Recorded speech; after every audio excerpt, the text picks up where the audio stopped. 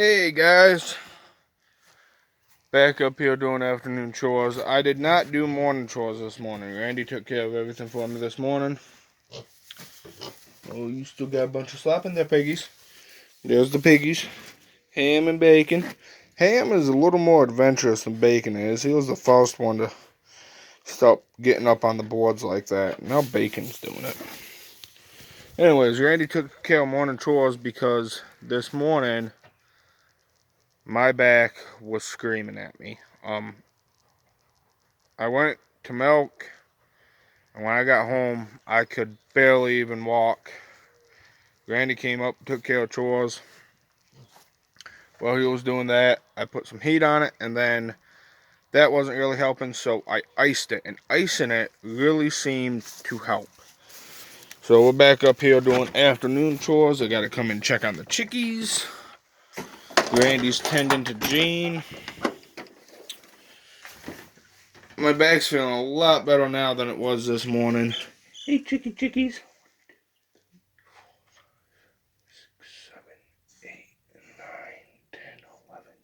13. They're all there. They're all good. And just coming up here now, I feel like I pulled something. Like I pulled my left hip or something. And I don't know how.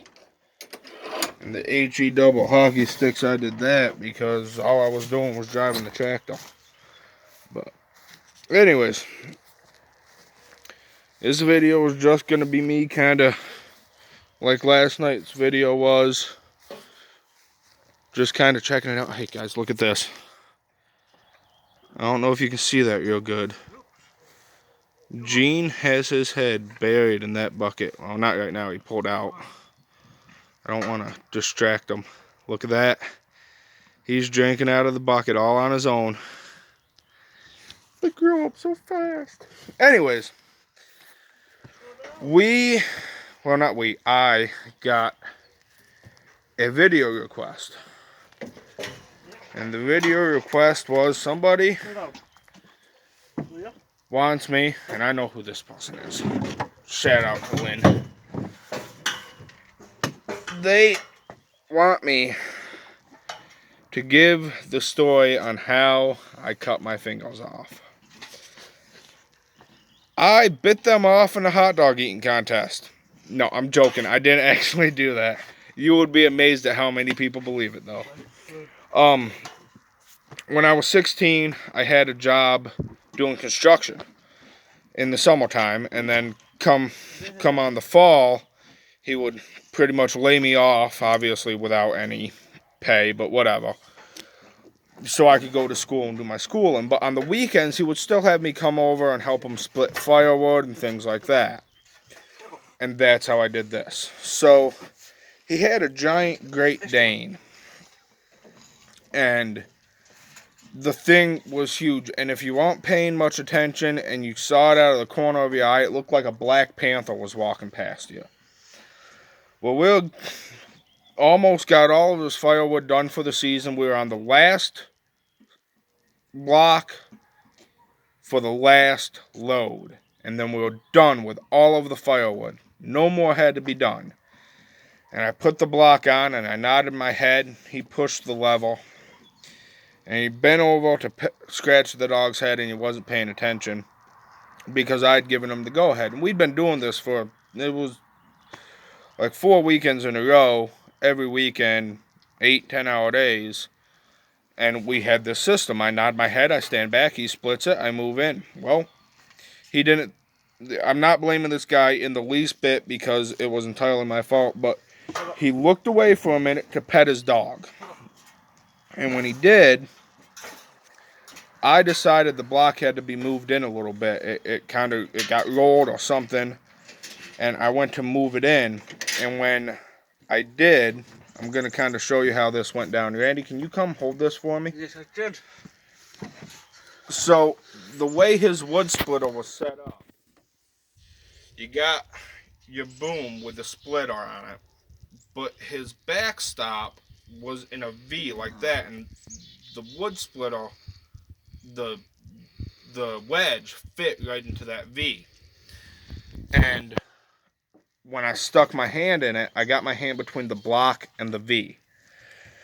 Well, my finger was in between the block and the V. And I pull my hand out real fast once I realized what happened. He's freaking out. You okay, man? You okay? And I'm just shaking it off. I'm like, yeah, man, I'm good. I just need a Band-Aid. And I look down and I go, holy beep, I need a big beeping Band-Aid. It's gone. So we jump in his truck, his farm truck, I guess is what you would call it. He didn't really have a farm, but it's a truck he beat up and ran through the woods and all that kind of crap. Drive down to his house, jump in his road truck, his construction truck, and take off to the hospital. Now, you would think just me telling you that I cut my fingers off would end the story. Oh, no, there's a lot more to it. So he lives on this back road way out in the middle of the boonies, over the river, up the mountain, down the other side of the mountain, off in the woods. And we're flying down this back road, windy, hilly back road. If you've ever been in upstate New York on some of the back roads, you know what I'm talking about. I guess pretty much anywhere in the country as far as that goes. But anyways, flying down this back road, doing 95 miles an hour. We come to this one-lane covered bridge that crosses the river. And it's just wide enough for this big behemoth Duramax diesel GMC Sierra 2500 to fit through. I mean, you got 3 inches on either side of the truck. He goes across this bridge at 95 miles an hour, doesn't stop at the stop sign on the other side, pulls out into a main road, and we're headed to town. We get a little over halfway to the nearest hospital, and there's a line of traffic. Double line on a blind turn. He goes around them. Now, I'm sitting there going, holy crap, if you keep driving like this, I'm going to die of a heart attack before I even get to the hospital. So, as we're passing this line of traffic, we pass a DEC officer. A lot of states call them DNR. Here in New York, we call them DEC. So, this DEC officer pulls out behind us. We get to the front of the line. Without even slowing down, he pulls over to the shoulder and is driving down the shoulder at 95 miles an hour, trying to yell out the window that we're going to the hospital. The cop can't hear him. He's holding his hand up, going, stop, stop. So I take the towel off my hand, shove it across his face and out the driver's side window, and the cop goes and backs right off. We pull up to the hospital, and there's a regular emergency room exit, and there's an ambulance exit. We're still doing 95 miles an hour, mind you. He pulls up to the ambulance exit and stops within 6 inches of it. I thought we were driving through the glass doors. We got so close to the glass door, the automatic glass doors opened. And I jump out, they rush me in. Clean it up. I'm laying there on the hospital bed. My mom comes, my cousin's there. His mom comes down. I'm laying there. My mom comes into my room, and I'm laying there. And I look up at her, and I go, I didn't really look at it a whole lot. Do I still have my trigger finger? I know a lot of you guys don't know, but I'm a very avid hunter. And I look up at my mom, I go, do I still have my trigger finger? She looks at the nurse. The nurse picks up the towel, nods, and she goes, yeah, you still got your trigger finger. I'm like, stitch me up and get me out of here. The pain had not set in yet. The adrenaline rush and the shock of the whole thing, I really didn't feel any pain. But holy crap, when the pain set in, it set in. So, they put me on a morphine drip, which I was not a fan of, but whatever. I fought it tooth and nail, actually. I told the nurse that was going to put it in my IV, I'm like, I still got one good hand and 2 good legs. I will beat your ass. It was a male nurse, guys, relax. I will beat your ass. Pardon my French. And he's like, you're going to need it. I'm like, I don't feel any pain. I don't need it. I don't need it. And finally, my mom convinced me to take the morphine drip, and I'm kind of glad I did, because when they put me in a helicopter, They were going to send me to Syracuse. Let me back up a little bit. They wanted to send me to Syracuse because it was the only finger specialist around. So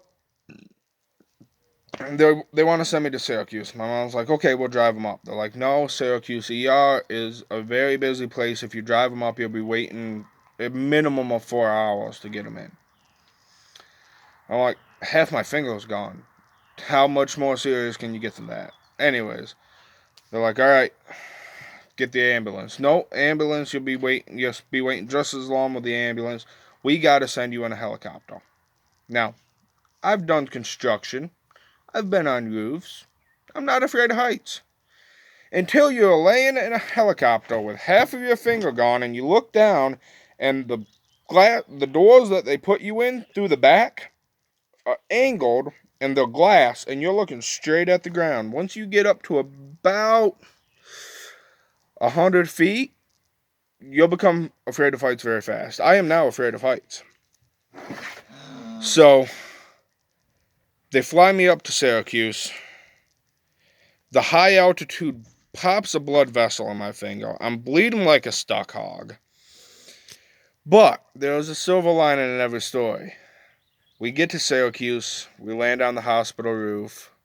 The doors open, and I look down. 16-year-old kid. There was a gorgeous blonde nurse standing at my feet. And I look up to the nurse that was riding in the helicopter with me, who was a guy. I go, well, I guess it won't be such a bad day after all. He laughed, she laughed. They get me in the room. Guys, don't go to Syracuse Med if you can help it. They get me in the room. Takes an hour for somebody to come and look at me. They figure out what's going on. That person happened to be a student doctor. So then they needed the head doctor to come in. He comes in and looks at me. Stitches me up. And I gotta wait to be released. At the time, both of my parents were smoking. My mom has since quit. My dad still is. It's whatever. So, they go outside to have a cigarette. I'm like, okay, I'll go with you. I'm not just gonna sit in this hospital room anymore. They had me all hooked up. I unhook all of the wires. I'm flatlining on the monitor. I go outside. They smoke their cigarette. I come back inside. I wait an additional half an hour. Now, we had already waited a half an hour before the cigarette break, probably 15, 20 minutes for the cigarette break, and an additional half an hour, and nobody shows up. I walk out to the nurse's station. I go, yes, ma'am, I'd just like to let you know I've been flatlining in my hospital room for over an hour. Somebody might want to come check on me. 20 minutes later, the good-looking blonde nurse comes back in, bandages me up, and we're gone. I'm still not in a lot of pain. By the time I got home, I was in a lot of pain. But the worst pain I've ever experienced in my life was after the surgery. The way it happened, it cut to my bone. And then when I pulled my hand out, it broke my bone, and I ripped all the rest of my finger off. I know it's pretty gruesome, but that's what happened. And the bone, Randy, can you come here? The way the bone was cut was at an angle. And when they stitched me up, I had this piece of bone kind of poking against my skin. Well, the way they had to fix that was to take a file, literally take a flat file and file my bone back. Now, mind you, my middle finger, I could see the bone on the end. It was split down this side, and it was split down that side. I could see the bone on all three sides of my finger. My middle finger never broke, remarkably. Drank a lot of milk. But anyways, they file the bone down with a flat file and talk about excruciating. When I woke up from surgery, they prescribed me with Vicodin. I don't like taking ibuprofen, guys. And I couldn't get to the drugstore fast enough to pick up the Vicodin. I was in so much pain. They gave me pain medicine at the hospital. I had to go back home. And it's quite a drive. Syracuse is in northern New York. I live in southern New York. By the time I got to the drugstore to pick up my meds, I was bawling. It was the first time I ever cried from physical pain. I wasn't a very good kid. I got in a lot of fights. And I kind of, I beat my body up, walking around here, doing the jobs I've done. I'm no stranger to pain, but I was bawling. It felt like they were currently filing my bone down. It hurt so bad. And as soon as the bottle came in the car, I was opening it and taking one. And it was like that for 2 or 3 days, and then the pain went away, and that was that. So I threw the rest of the bottle in the trash, and haven't. I don't think I've taken pain meds since. Oh, when I did my shoulder operation. But that's another story for another time. That's the story of how I cut my finger off. We're gonna put Gene in his pen because we're supposed to get severe weather tonight, all through tomorrow, and that's that. So just a little story time today. Not a whole lot going on. I'm gonna try to catch morning chores tomorrow, because that's when things are a little more busy. At evening chores, the pigs don't eat all their food from the morning yet, so I leave that in there. The evening chores are very slow. We feed the pigs and the chickens in the morning. This guy right here, this goofball, is the only one that gets fed twice a day. Right now, they'll get fed twice a day before too long. The bigger they get, the more they eat. So, we're going to get him in his pen and call it a night. Like, comment, subscribe, hit the notification bell. I hope you guys enjoyed the story. Long story short, don't be stupid. Always watch where you put your hands and pay attention. Bye.